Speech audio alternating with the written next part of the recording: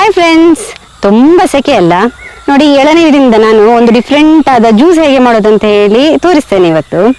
ಹಾಗಾದ್ರೆ ಆ ಜ್ಯೂಸನ್ನು ಹೇಗೆ ಮಾಡೋದಂತ ಹೇಳಿ ನೋಡುವ ಅಲ್ಲ.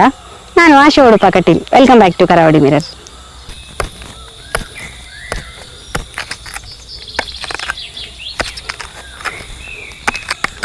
ಒಳ್ಳೆ ಬಲಿತುಂಟಲ್ಲ, ಗಂಜಿ ಆಗಿದೆ ಒಳಗೆ, ನಮಗೆ ಬೇಗ ತೆಗ್ಲಿಕ್ಕೆ ಬರ್ತಾ ಇಲ್ಲ ನೋಡಿ.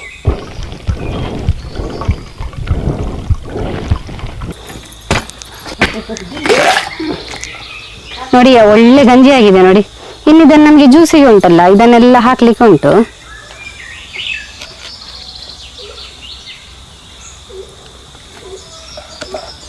ಒಳ್ಳೆ ಬಲ್ತಿದೆ ನೋಡಿ. ಇದುಂಟಲ್ಲ ಹೀಗೇನು ಸಕ್ಕರೆ ಹಾಕಿ ತಿನ್ಲಿಕ್ಕೆ ಉಂಟಲ್ಲ, ತುಂಬಾ ಟೇಸ್ಟ್. ಆರೋಗ್ಯ ಕೂಡ ತುಂಬಾ ಒಳ್ಳೆಯದು, ತಂಪು ಇದು.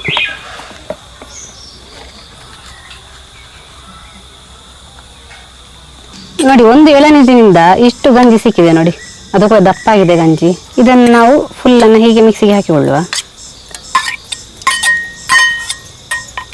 ಒಂದು ಅರ್ಧ ಚಮಚ, ಮುಕ್ಕಾಲು ಚಮಚ ಆಗುವಷ್ಟು ಏಲಕ್ಕಿ ಪೌಡರ್ ಹಾಕೊಳ್ತಾ ಇದ್ದೇನೆ. ಒಳ್ಳೆ ಫ್ಲೇವರ್ ಬರ್ತದೆ ನಮಗೆ. ಹಾಗೇನೆ ಒಂದು 2 ಚಮಚದಷ್ಟು ಸಕ್ಕರೆ ಹಾಕಿಕೊಳ್ತಿದ್ದೇನೆ. ತುಂಬ ಸಕ್ಕರೆ ಬೇಡ, ನಾನು ಚಿಕ್ಕ ಚಮಚದಲ್ಲಿ ಹಾಕೊಳ್ತಾ ಇರೋದು. ನಾವು ಗ್ರೈಂಡ್ ಮಾಡಬೇಕಾದ್ರೆ ಈ ಎಳನೀರು ನೋಡಿ, ಈ ಎಳನೀರನ್ನೇ ನಾನು ಒಂದು ಸ್ವಲ್ಪ ಹಾಕಿಕೊಳ್ತೇನೆ. ಅಂದರೆ ಇದು ಒಳ್ಳೆ ಗ್ರೈಂಡ್ ಆಗಬೇಕಲ್ಲ, ಅದಕ್ಕೋಸ್ಕರ. ಮತ್ತೆ ಬೇರೆ ನೀರನ್ನು ಹಾಕಿಕೊಳ್ತಾ ಇಲ್ಲ.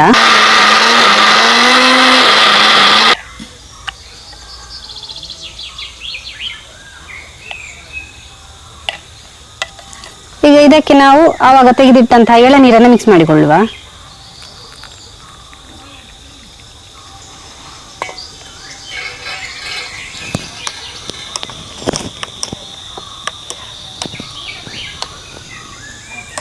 ಒಳ್ಳೆ ಗಂಜಾಗಿತ್ತಲ್ಲ, ಹಾಗೆ ಅದು ನನಗೆ ದಪ್ಪದಲ್ಲಿ ಮಿಕ್ಸಿಗೆ ರುಬ್ಬಿಕೊಂಡಾಗ ಸಿಕ್ಕಿದೆ ನೋಡಿ ಮಿಶ್ರಣ ಅದರದ್ದು.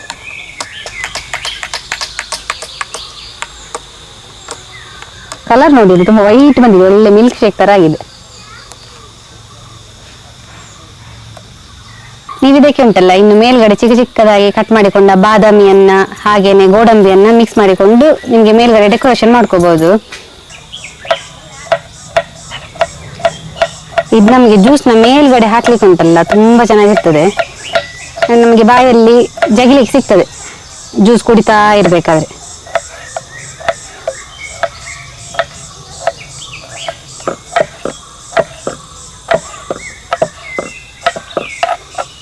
ನೋಡಿ, ಹೀಗೆ ಚಿಕ್ಕದಾಗಿ ಕಟ್ ಮಾಡಿ ತಗೊಂಡೆ.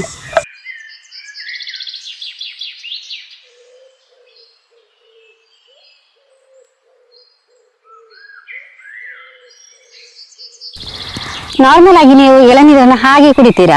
ಈ ಎಳನೀರನ್ನು ಹಾಗೆ ಕುಡಿಯುವುದಕ್ಕಿಂತ ಅದರೊಳಗಿನ ಗಂಜಿಯನ್ನ ಕೂಡ ಉಂಟಲ್ಲ, ಹೀಗೆ ಜ್ಯೂಸ್ ಮಾಡಿ ಕುಡಿದ್ರೆ ತುಂಬಾ ಒಳ್ಳೇದು. ಇದು ಡಿಫ್ರೆಂಟ್ ರೆಸಿಪಿ ಕೂಡ ಹೌದು. ಮತ್ತೆ ಇಡೀ ಗಂಜಿ ಮತ್ತೆ ಎಳನೀರು ನಮ್ದು ಬಾಡಿ ಒಳಗೆ ಹೋದ್ರೆ ಊಟ ಕೂಡ ಹೌದು. ಈ ಡಿಫ್ರೆಂಟ್ ಆದ ರೆಸಿಪಿ ಹಾಗೆ ಹೊಸ ರುಚಿಯನ್ನ ನೀವು ಮನೆಯಲ್ಲಿ ಟ್ರೈ ಮಾಡಿ. ಹೊಸ ರೆಸಿಪಿಯೊಂದಿಗೆ ಮುಂದೆ ಹೋಗುವ. Thank you.